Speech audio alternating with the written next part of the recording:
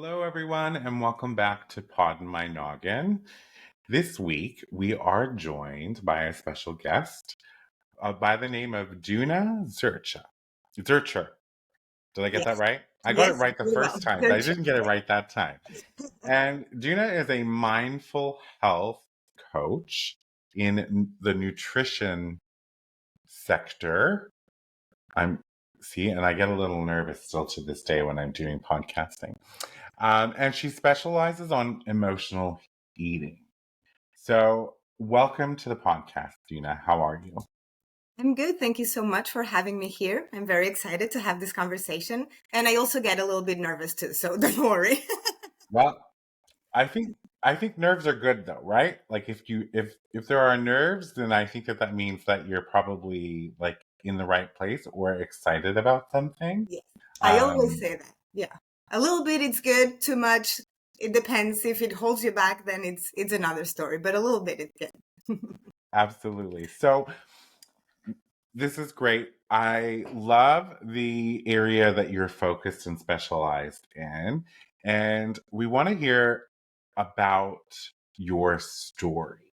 So let's take us back to the beginning and talk about early years with Juna and how this sort of progressed over time. Mhm.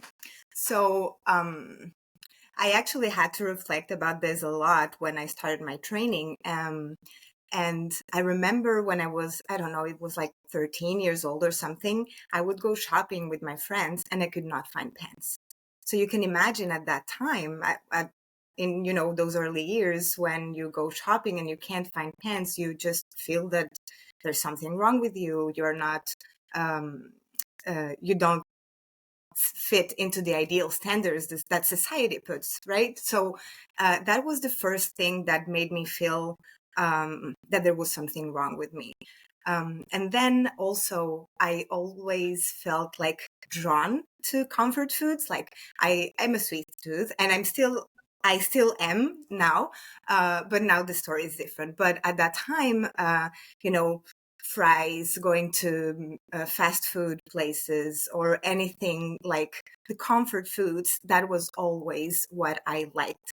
And I felt so bad about that because I could see my friends being, feeling neutral. If I have it, it's good. If I don't have it, it's good. And those were always my favorite foods, the ones that I wanted to eat. And I remember if I would get home and my mom had fish, for example, I'd be like, I would prefer fries, So I always had that bad relationship with food in the sense that I felt drawn to those comfort foods. And that made me feel very guilty and ashamed because I would compare myself to others, not only my body, but always also my food choices. Um, so I've always felt at war with my body and food because my food choices, if I had the opportunity to choose, it would always be the bad ones. And I say bad ones because now I don't believe there's good and bad foods. All foods serve a purpose. Some nourish your body and some nourish your mind and your soul. But it took me years to understand that. So, back when you were younger, the messaging, I guess, was that fast food and fries, which is a personal favorite of my own. Um, so it was considered like poor food, bad food choices to eat this, and that's. Do you think that that's where that came from? Is like was there messaging at that time that you should be eating differently?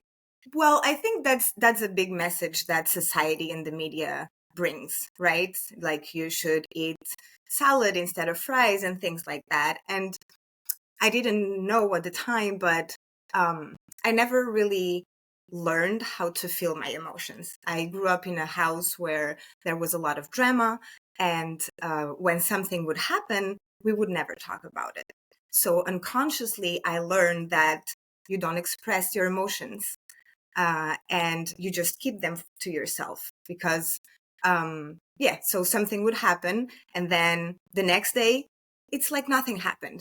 So, and when you're a kid and you see like things like that, what you learn is like, okay, so this thing that I felt so overwhelmed about, so maybe angry, but I can't express it, because if now that everyone is pretending that nothing happened, I can't bring something up about that. So unconsciously, I learned that there are positive and negative emotions. And this is something also that nowadays I don't like labeling foods or emotions are as positive or negative, good or bad, because all emotions have a purpose as well, and all emotions have a message. And I do think also that society, it's not good to be angry. Well, if you're angry, your anger is there to tell you something. There's a boundary that has been um, gone over, and that's why you feel angry. Now you can't just explode in front of everyone and express anger in a way that can hurt other people, but it is very important that you do feel the anger and that you understand why you feel the anger. And I didn't learn that being a kid. That's something that I've learned years and years later. So it's very interesting because I too had sort of similar experiences with like sort of upbringing, if Mm-hmm. you will, not um, feeling that I was able to, what's the word I'm looking for? Express my feelings surrounding Mm-hmm. things, Yeah. right? And for me, that sort of translated as I don't have a voice, Mm-hmm. right? Mm-hmm. Or I'm voiceless or powerless. Um, and that was the faulty assumption Mm-hmm. that I gave myself that sort of created a lot of my teenage, young adult years, really up until I would say 35. Mm-hmm. So I get that. So as a child, yes, there would be events, but there would be no space to talk or reflect on said events. Mm-hmm. Everybody would just go back to being, Yeah. normal and as if it didn't happen. Yeah. Um, so you didn't have an outlet for your emotions. Exactly. And it sounds maybe that your outlet might have been comfort food. Exactly. Exactly. So what I came to realize after is that, okay, you didn't learn how to feel your emotions. And then you had the messaging that there's good and bad foods, that your body is not acceptable because it doesn't fit the ideals. So you engage in diets, and diets don't work. And that's something that I also learned years and years later, because so you don't know how to express your emotions. We do know that food makes us feel better. There are chemical reactions and all that, that it does make us feel better. So if you can express your emotions and you know that food makes you feel better, what do? You go to that. And other people will go to drugs, alcohol, toxic relationships. In my case, and unfortunately a lot of people, that unhealthy relationship with food, with the lack of emotional expression, leads to emotional eating. I love that because, yeah, and my wheels are turning. You're making my wheels turn, right? So I would categorize myself as having an unhealthy relationship with food. Mm-hmm.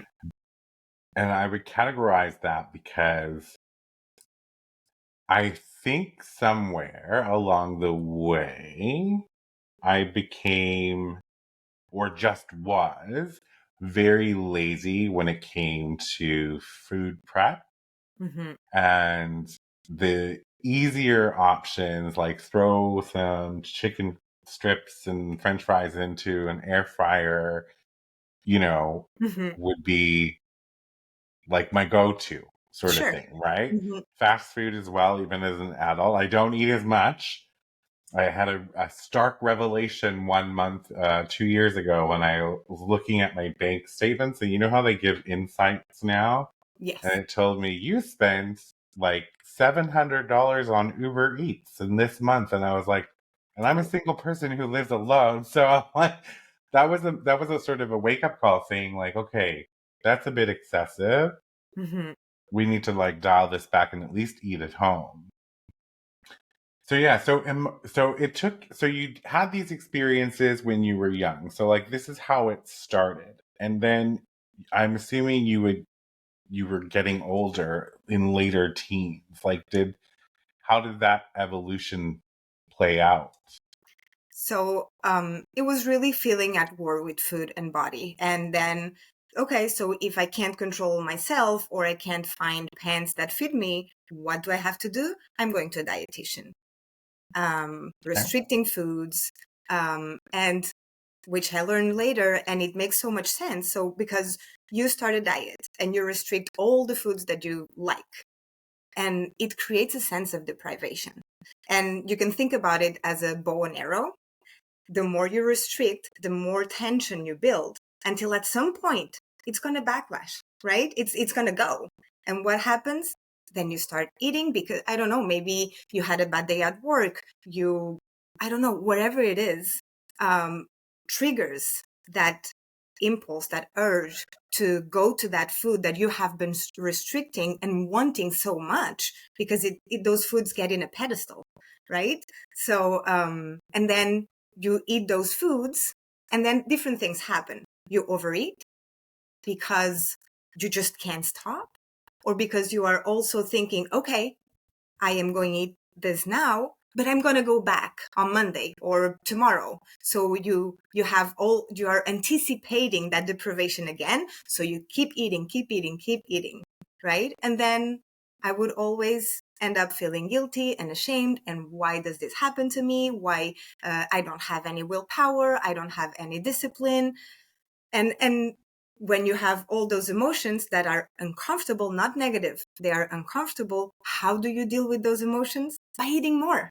So you enter that cycle, and it's difficult to leave that cycle because it feeds itself, right? You go, you eat, you feel bad, so you feel powerless, and you eat again, and there you are, and you feel guilty and ashamed. Um and it's when I understood that all foods have a purpose, and also that diets don't work. I can very well remember I did a very, very strict diet where the sweetest thing I would eat were apples. And I wouldn't even eat any, the fruits or vegetables were very, very, very restricted too. And once a week, I would have the cheat meal. And that cheat meal, it's horrible to say that, because then you say, I'm being bad. I'm cheating. No, you're not being bad. Did you kill someone? No. There's not, you're not bad. And we also have that messaging, and I see that on Facebook and every day, oh, I've been bad. I've been bad. No, you have not been bad. You just ate something that you needed at that moment. What's important is to understand why. What made you eat that and feel out of control or what around that. And I think it's also very important to understand that we all eat emotionally from time to time. And it's just a part of being human. um, I don't know, you have a breakup and you eat the whole pint of ice cream. Who hasn't done that? And it's okay. The problem is when the food, it's your only coping mechanism, and it's followed by guilt, shame, and all that cycle over and over again. So It's what I was just, saying about the cheat meal, I remember one time I ate so much that I felt so sick. And at that time, I did not understand. I was just like, well, it's the cheat meal, and I did a little bit too much, and I feel very uncomfortable. But now I understand how the deprivation I was feeling, and how I was being so disciplined that I would eat every 3 hours. I would weigh all my food, and being hungry or not, I would have to eat. That all that deprivation, that's why I ate so much. And then I felt so miserable eating all that food. yeah, it's like it's all a trap, Yes. right? The messaging for diet culture. Yeah. Um just there's so many different levels of messaging out there.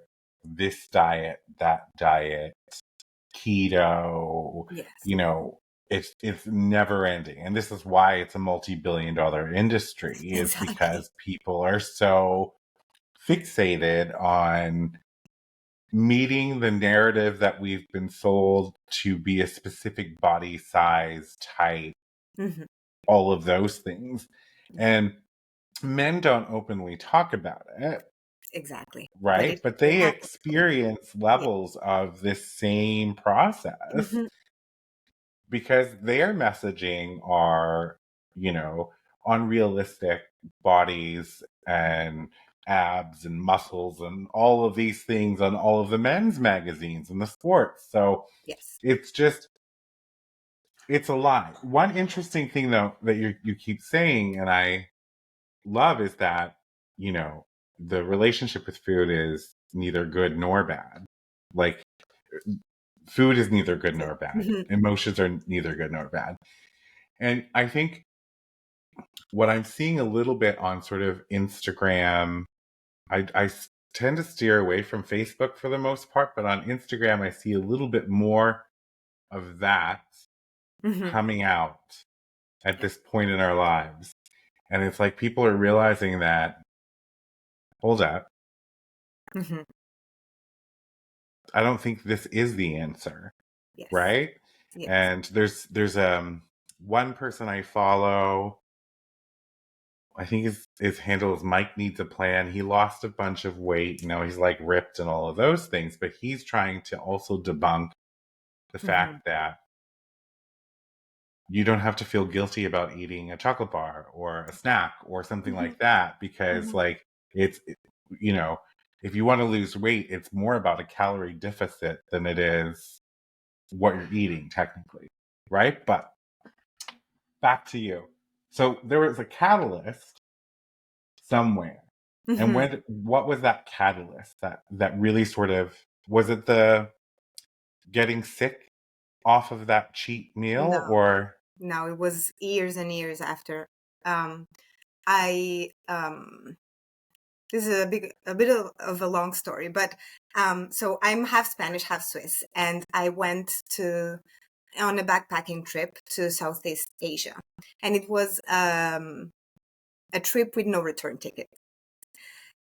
However, after 2 months, I had a motorcycle accident that required my repatriation to Switzerland because I needed a knee surgery that I couldn't get in there. I needed a plate. Now I have a plate in my knee. So it was a complicated surgery. So I had to be repatriated. During those 2 months in that trip, I met someone. So with my repatriation, two things happened. One, my dream, which was backpacking trip, was over after 2 months. And two, I was meeting someone that I liked and we got separated. So emotionally, you can imagine that it was very, very hard. At the same time, I couldn't walk for 3 to 6 months and I was dependent on my dad and my stepmom, which for me was very difficult. I had been independent for a long time, and being there again, with my dad and all that was difficult. And then COVID happened. So one more layer. And then my dad got a stage 4 cancer diagnosis. So you can imagine that all those things together, um, food, food was there, and it was desserts every day, and it was going to the pantry without people knowing, and then my dad, we knew he would, he wouldn't, um, he wouldn't get cured. He still lived for 3 years, but it was a very difficult fight. So he looked at me and he said, if I look back at my life, I'm happy with the life I've had. And I was like, oh, I want to be able to say the same thing. And I realized that it's not that I was unhappy with the life I had, but I did realize that I hated my body. I could not look at the mirror. And as soon as I would lose weight, then I would be happy. But as soon as I would put on weight, I would be miserable again. And I felt drawn to those foods. And all those things imagining my whole life being at war with my body, which is my vehicle to live life. How can I, it's the only way that we can live life. It's the body that we have. So how can I be at war my whole life with it? How can I be at war like with food? And if I go to a social gathering, I'm more preoccupied about the food that's in there instead of being present with the people I am with. So realizing that I didn't want that in my life, and I wanted to look back and say, look at an amazing life I had, and that I was at peace with food and with my body. So that was um, the first thing that I was like, oh, okay, I need to do something about this. So I went to therapy as well because, with all these things that I mentioned, it was too much emotionally. And there I learned to feel my emotions, an emotion that I had expressed twice in my life. And at this point, I was 31 years old. Anger. I had never expressed it in my life. It doesn't mean that I never felt anger, because it's a normal, natural thing, right? So, and then I realized that I was not feeling my emotions. Um, and then, well, my dad was doing all the chemo and all these things. And when I recovered, I came to the States um, to be with the boy I met in Asia. Now we're married. Um, but the thing is that when we got married here, then I could not go back to Switzerland because of visa things. So deal with the fact that you abandoned your dad. That's how I felt at that moment. Now it's not like that. And my dad was the first person saying, you do not stay here for me. You need to keep going with your life. But, internally and subconsciously, you are really thinking, am I doing is right or not? Or, so, and then I did get, when he was in a very bad moment, I got a special permit to go see him. And I was able to be with him during his last month of life. But it was the worst month of my life. I'm very happy because of it, because I could be with my dad. But at the same time, you're seeing him decline, and die. And there, I had already done my coaching training. So I thought, I'm good with my relationship with food. But at that moment, I saw myself again. And then there is where I realized that emotional eating was my problem. There, Was I it realized that. And then when I came back, I was like, okay, so now we need to work on this. And there is where I finally could truly, truly heal my relationship with food and with my body. And then with myself as well, because I don't feel at war with my body. I don't feel at war with food. And in all this process, you also learn, how to, that you're not your thoughts, that you're not your emotions, how you react to things. It's not only about food and body. There's so many things that you work on in the process that I saw that at the end of the day, I was also healing my relationship with myself, not being a people pleaser anymore, putting myself first, because if I can't give from an empty cup, all these things. all the important stuff, Yes, right? exactly. Exactly. It's that stuff that helps you become the version of you that was always there, but behind lies and walls and all of Mhm. that. Exactly. Yeah. So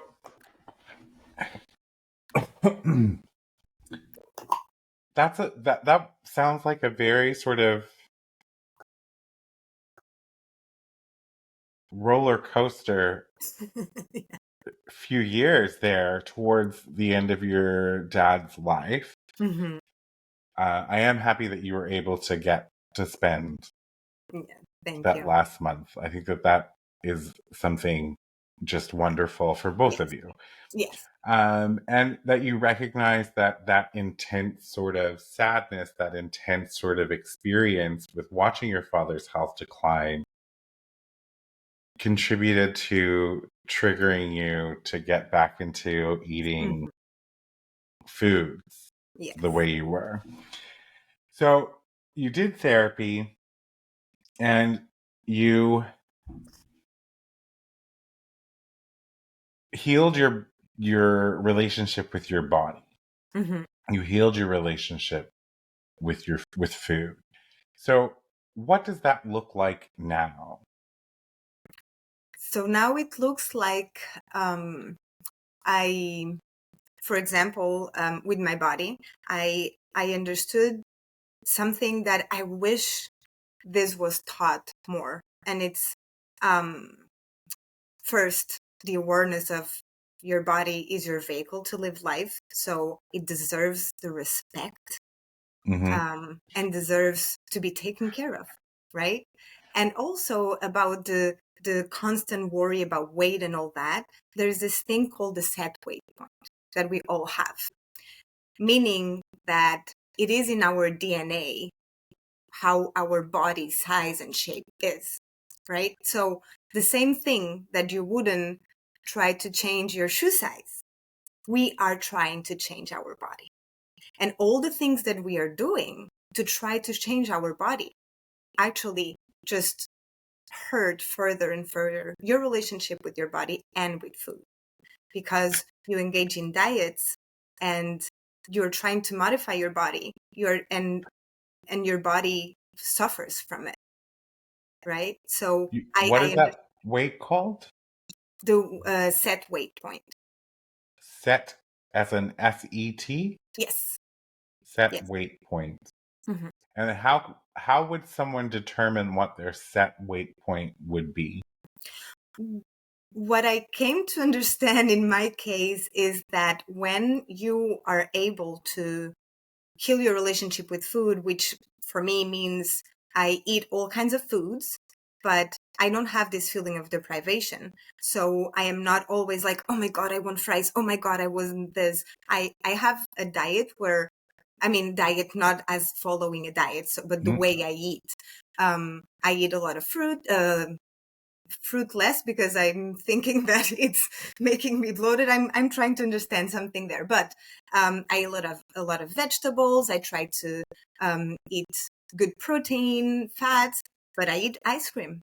I eat dark chocolate almost every day because I love it, and it's not a little bit of chocolate that's going to ruin my health, right? And so when you are able to heal your relationship with food and to find a balance that works for you, your weight goes into place. That's what I've seen.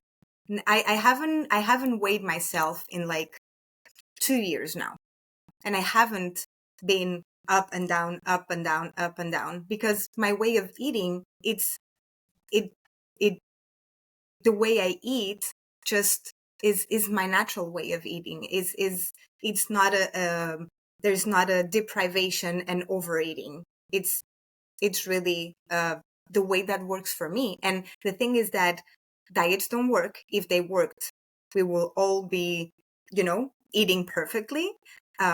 So everyone needs to understand what works for them. But that's scary. That's very It scary. it it is scary. Um, how often do you have fries now? Well, yesterday I had fries, and the day before I had fries too, Oh, and it's okay. so and But so it's not I about might not have restriction. fries for 2 or 3 weeks. I just Fair. felt like having them. So I listened to my body, because what happens as well with this, all the dieting things, like you track your food, you count your calories, you weigh your food, you're not listening to your body, and it disconnects you from your body. And I came to a point where I didn't even remember how my body was telling me it's time to eat, it's time to stop. So there's all this process where you need um to to really tune in into your body again. And that's why I developed a framework that I call the self-rediscovery journey. Why? Because when you don't feel your emotions and you engage in dieting and all that, you end up by being disconnected from your body. So I think that it's very important to come back into your body, to really tune in. What do I need? How do I feel? and I eat this food. How does that food makes me feel? I eat this other food. How does it feel now in 2 hours? So there's a lot of, it's work. It's work. You really need to be patient and be mindful, but it's so worth it, because now I might eat ice cream and there's no guilt at all. I just eat it, enjoy it, and move on. But I don't eat ice cream every day because I don't feel like having ice cream every day. So you're engaged in listening to what your body is asking for. Exactly. And as opposed to saying, if you have an anchoring for French fries and Oreos, I don't know, something random, but like, it's not a matter of saying, no, you shouldn't have that. It's a matter of, okay, you can have that. Mm-hmm. It's Mm-hmm. that simple. It's And that simple, but it's also like, let's say that you have an urge to go eat Oreos. okay, So first thing that I do is like, am I physically hungry or not? Because there's physical hunger and there's emotional hunger. There's other hungers too, but let's focus on those two. okay, You need to learn first, how does your body show physical hunger? So you need first to tune in all that, right? And if we think about general things, when you're physically hungry, the hunger comes little by little. A lot of foods feel good to have. When you eat, you feel satisfied and you stop when you're full. Now, or maybe your stomach is growling, or maybe you're moody. I know that if I don't eat, I get headache. So if I get a headache, I'm like, oh, I should have eaten before, So, but that's my personal experience. For you, it might be something else. I Now, get if we think hangry. about, you get hangry, exactly. Yeah, but that's awareness is power, and without awareness, there's nothing you can do, right? Absolutely. I always say that awareness is the first step. So, and now let's think about emotional hunger. It comes quickly. Something triggers it and it comes quickly, and it needs to be satisfied on the spot. And it's not, oh, I could have a salad. I want Oreos, right? And then you eat and you eat. And even when you're full, you don't feel satisfied. So there is an emotion that you're trying to bury or deal with that food. So now if I feel like, oh, I want Oreos, well, am I physically hungry? Yes. Okay. Is it really Oreos that I want? Is that going to keep me full or not? Maybe I will have 2 Oreos and some nuts, because then I have more, I have fat, I have carbs, and, to try to make it a little bit more a better meal, let's say. If I'm not physically hungry, okay, how do I feel? What do I feel? Am I bored, sad? Am I trying to distract myself? Wherever it can be. And then before I eat those Oreos, I'm going to take 10 to 15 minutes to do something else. And I have this is something that I have an emotional eating journaling guide that your audience can also download at mindfulhealthwithduna.com/emotional eating journal. So, and that is to help you learn to feel better without food and have new coping mechanisms. So I have a little, let's say, emotional toolkit. So if I feel that I am emotionally hungry, and then I'm going to be like, okay, I feel sad. So what could I do instead of eating food? I might call a friend. I might first I feel the feeling. I try to understand what's going on. And then, okay, I might call a friend. I might I love when I've really noticed that if I'm down, if I put happy music, that lifts me up.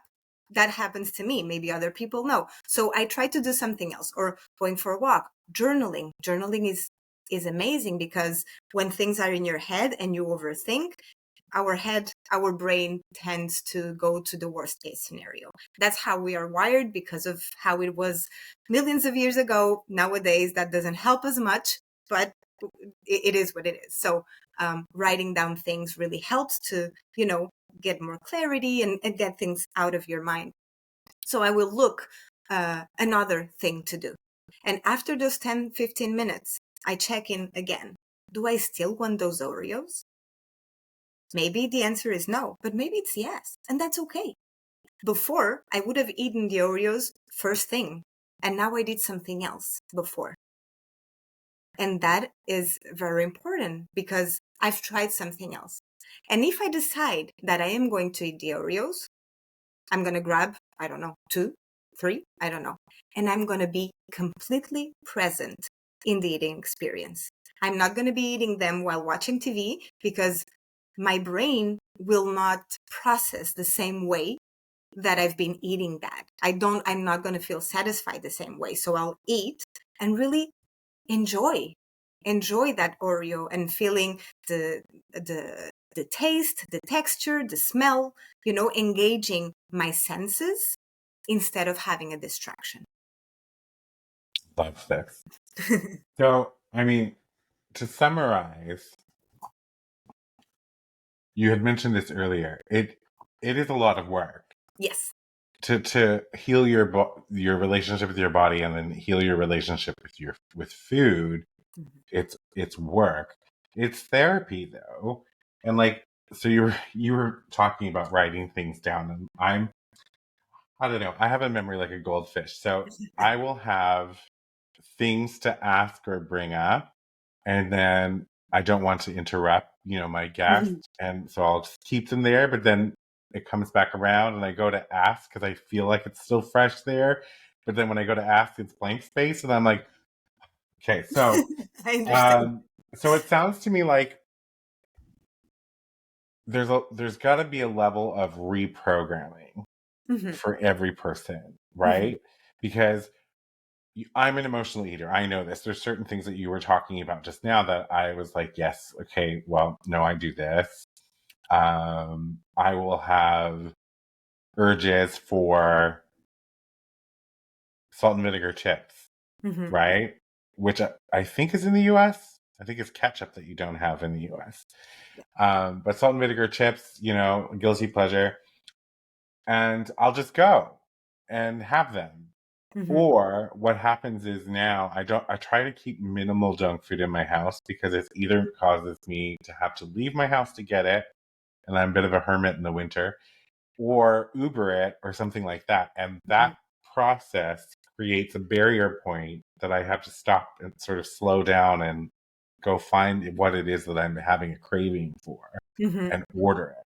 So, but it doesn't always work. But yeah, so reprogramming.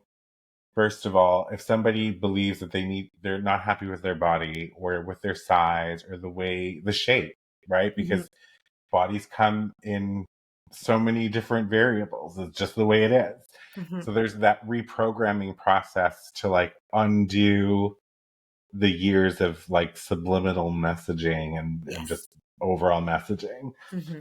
So, but then I think the key point after that, like when you do start doing that work, is to become aware of mm-hmm. yourself and of your body, but in two ways. In the physical sort of context, like what is your body telling you physically? Mm-hmm.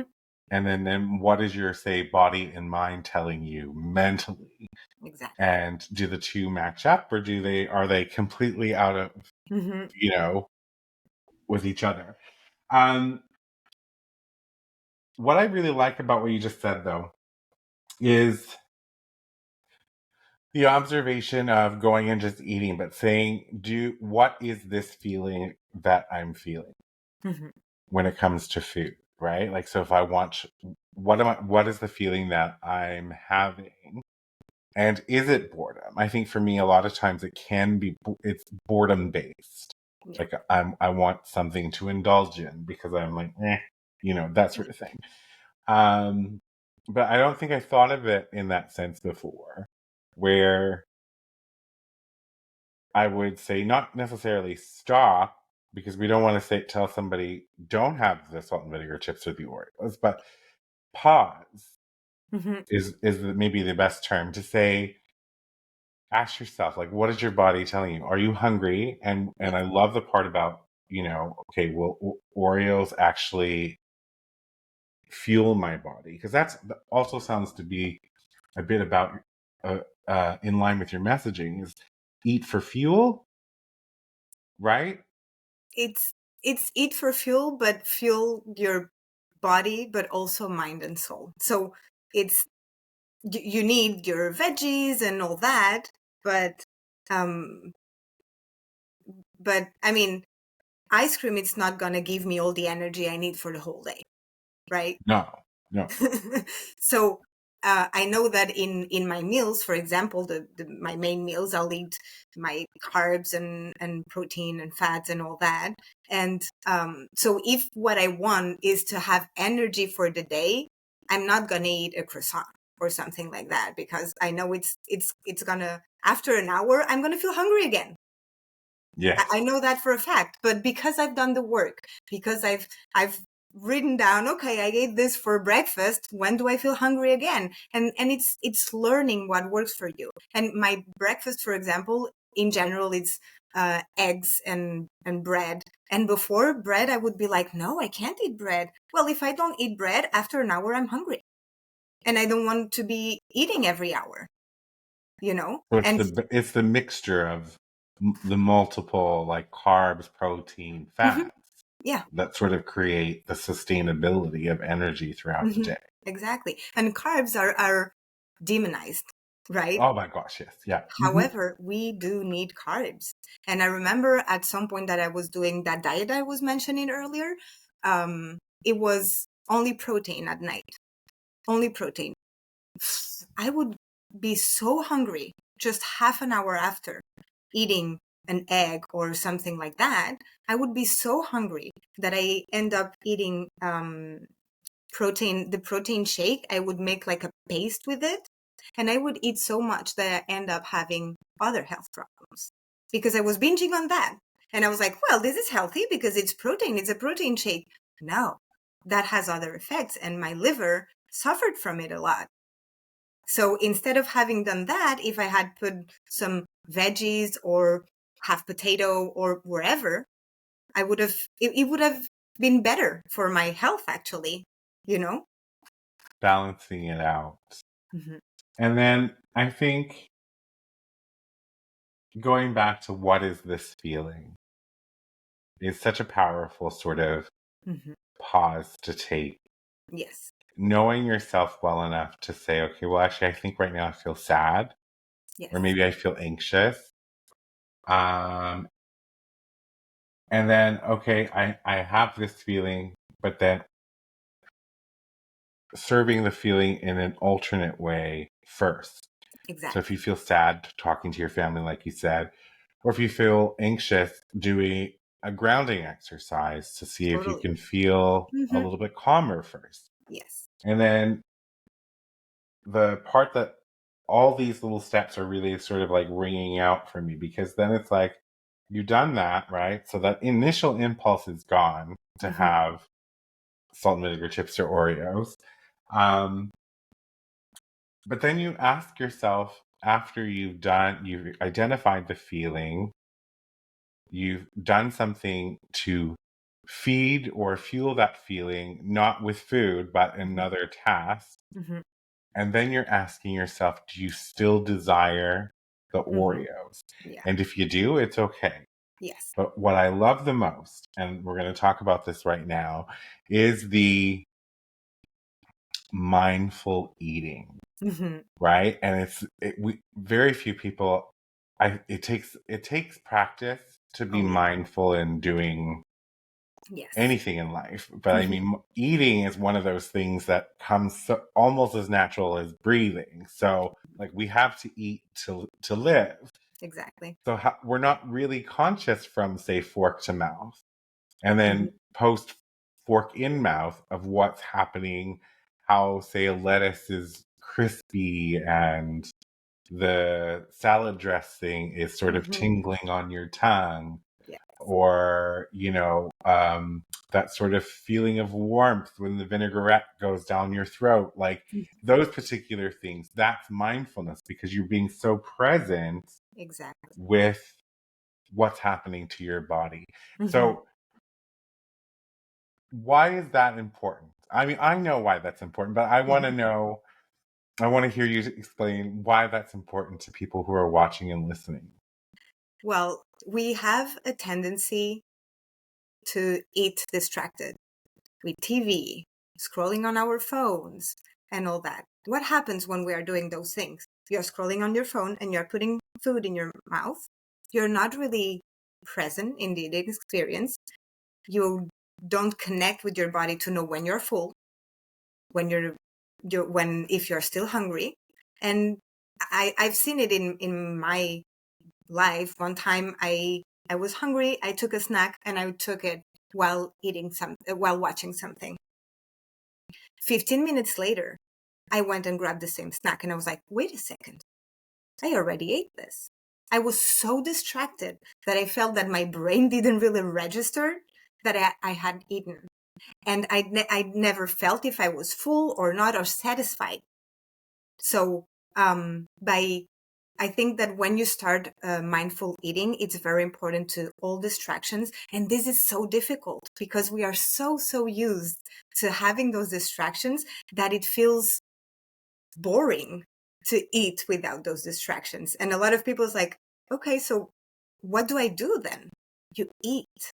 You're present in the eating experience. You're really what I also say to do, and I try to do as much as I can. I'm not going to say that I'm perfect and then do it every time, but before eating, take a couple of deep breaths to come back so that your mind that is, oh, I need to do this and I need to do that, and come back. Now it's moment to eat.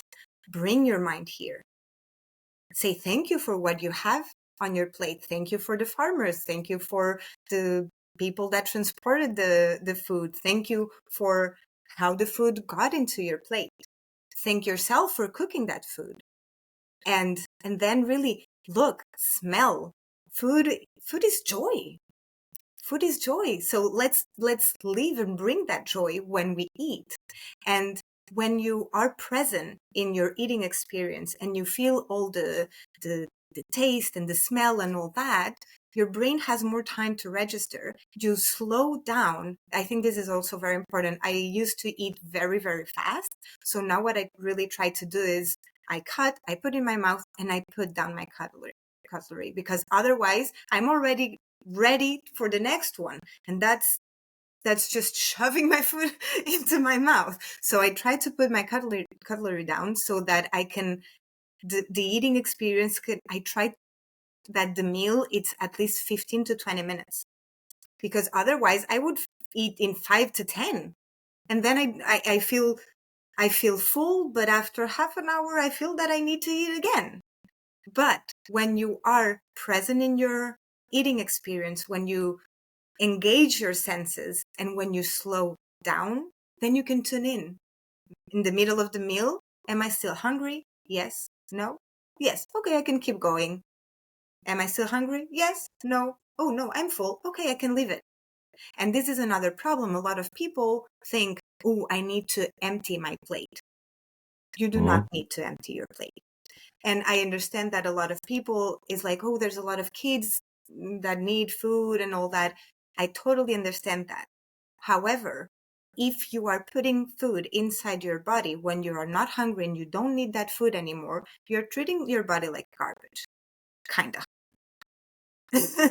Because you are not needing it anymore. You are full. So why are you forcing yourself to eat more? The fact that you are not that you are eating those foods, you are not helping those kids that way. Um, what you can do is maybe serve less and then repeat and put more if you want, if you're still hungry. There's other ways instead of just forcing yourself to have that plate empty and forcing yourself if you're already full. So for me, Two things. I'm hoping I didn't write them down, so I'm hoping I remember them. So two things, yes. Like I can definitely identify moments in my life where I have eaten mindfully, in the sense that I'm more aware of the food that I'm eating. I'm slow, I'm savoring, I'm Mhm. experiencing the food. Whereas, if I'm watching a movie that I find really engaging, I could sit down with the intention, and I'm air quoting, but with the intention of having a few salt and vinegar chips from one of those big bags, and then just eating until I'm Mhm. empty. The bag Yeah. is empty. Mhm. And so, like, I've cleaned off an entire bag of chips Mhm. thoughtlessly, Yeah. really. And then when you just mentioned as well, like people have hangups about finishing their plate. I was raised, and a lot of people were raised Yes. to, like, this was a requirement that you Yes. had to finish what was on your plate.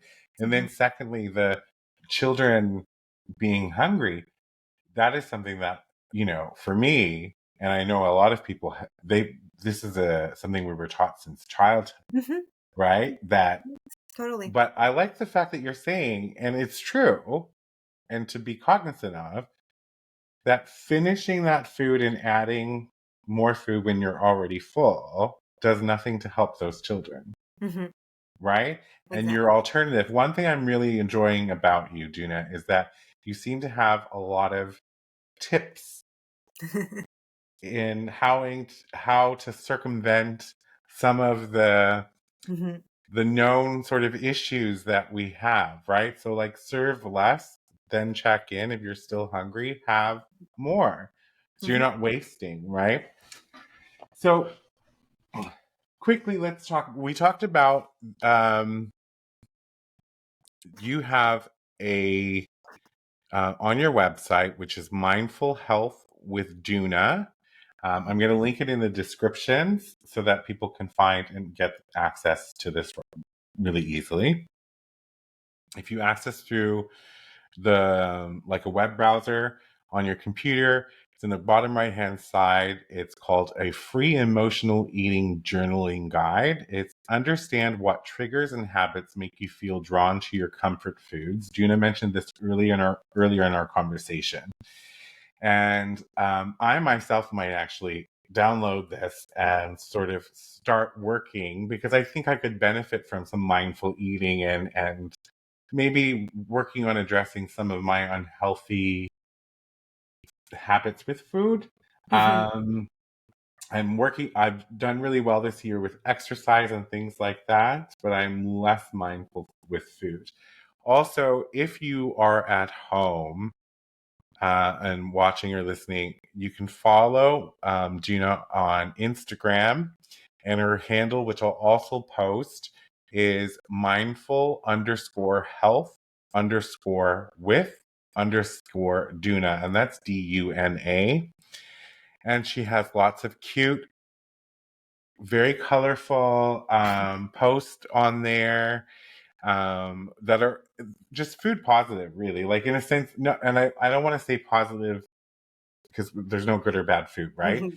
But positive in the sense, like, you can have those foods at home without losing control. Like, Yes. that's one thing, Mhm. I just saw. And then there's another one: you can feel good without food. Yes. Not saying that don't eat. I think the messaging there is that you Mhm. don't need food to be complete in Exactly. the sense with your moods. Um, I I think it's great. I think you are definitely doing good work. Now, my question for you is if somebody wanted to work with you, how would they go about doing that? So I have a one-on-one coaching program. It's a 12-week program where at the beginning first we do a discovery call, which is a completely free consultation, and it doesn't mean that we need to work together, but in there it's for me to understand where the person is at that moment and where they want to be at. And then if they decide to work with me, I have this 12-week program where at the beginning it's more a foundation, because I really think that it's important to first understand what is it that you want, the why, because when you know the why you want the things you want, then it's much easier to take action towards those things, as well as your values and passions. Because if your values are to enjoy time with your family, but dieting is getting in the way, well, then you're not aligned with your values, right? So I think in those first 2-3 first sessions, we do a lot of work on what I call foundations. And it's really getting the why, getting your vision of your future, limiting beliefs that we all have. And it's very important to tackle those limiting beliefs because those hold us back. And then looking at values and passions. And from there, we work on healing the relationship with food, but that this is very tailored to each person, because some people have some issues, other people have other issues, so it's really tailored. And that's why we have the discovery call and those foundations, to really put those foundations and then work from there up. So, they can DM me on Instagram or on my website. They also can book that free discovery call. Yes.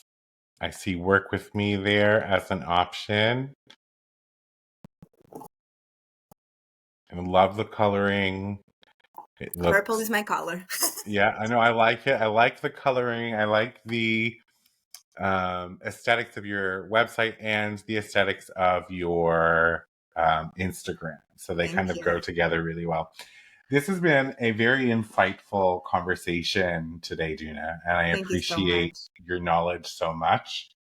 For anybody at home who struggles with emotional eating, or just an unhealthy relationship with food, or maybe you've tried a bunch of diets and you don't understand why none of them work, Mm-hmm. book a call with Juna, have that conversation, see if you're a good fit for each other, and then you never know where you can go from Mm-hmm. there. So that's our time this week. But once again, Juna, thank you so much for coming on Poddin My Noggin. And for everybody at home, tune in again next week and go out there and live your wildest dreams. Until then. Thank you so much. Bye-bye.